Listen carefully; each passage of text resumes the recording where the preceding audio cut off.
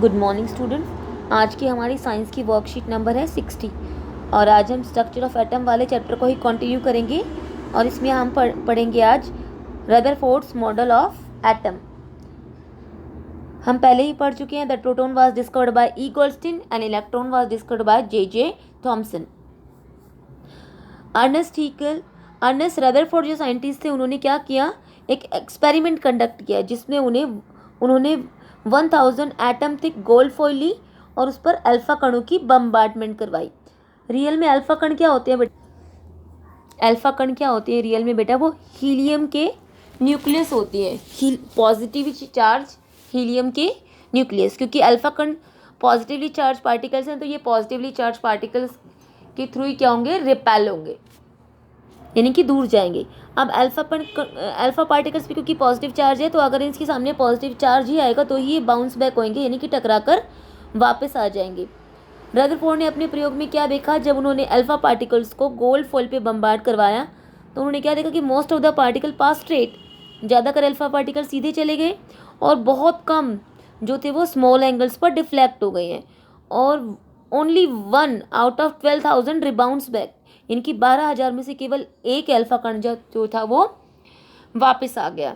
इन प्रयोग से रदरफोर्ड, जैसे हम यहाँ पर इस डायग्राम में देखें, यहाँ पर दिखाया गया है कि most of the alpha particles क्या हो गए हैं, सीधे चले गए हैं और क्या हो गए हैं, केवल कुछ ही अल्फा पार्टिकल्स जो हैं वो बाउंस बैक हुए हैं।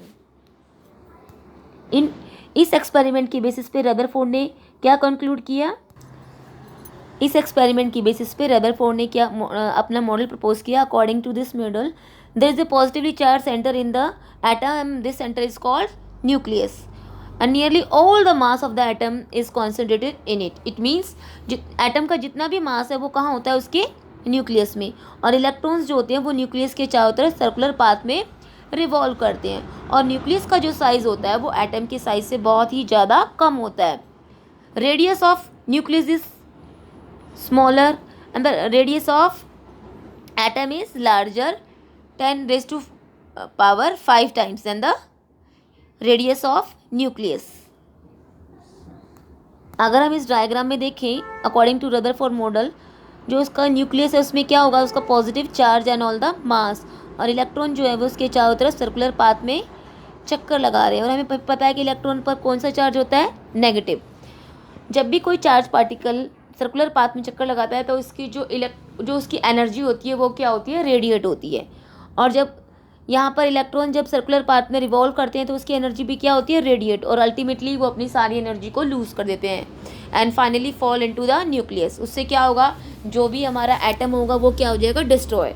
According to Rutherford model atom is not stable but we all know that atom, हम सबको पता है कि एटम क्या होता है, स्टेबल होता है। तो रदरफोर्ड जो मॉडल है वो एटम की स्टेबिलिटी को एक्सप्लेन नहीं कर पाया। अब हम वर्कशीट के क्वेश्चन देते हैं। फर्स्ट क्वेश्चन में which metal was used by Ernest Rutherford, gold. What were the observation made by Rutherford, ये ऑब्जर्वेशन नोट की हुई है, हमने अभी डिस्कस किए हैं।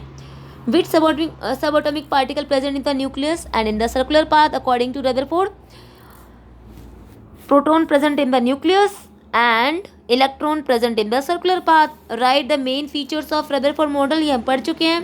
Who discovered proton? E Goldstein। and what are the alpha particles? These are positively charged helium nucleus। आज इतना ही करेंगे बच्चों।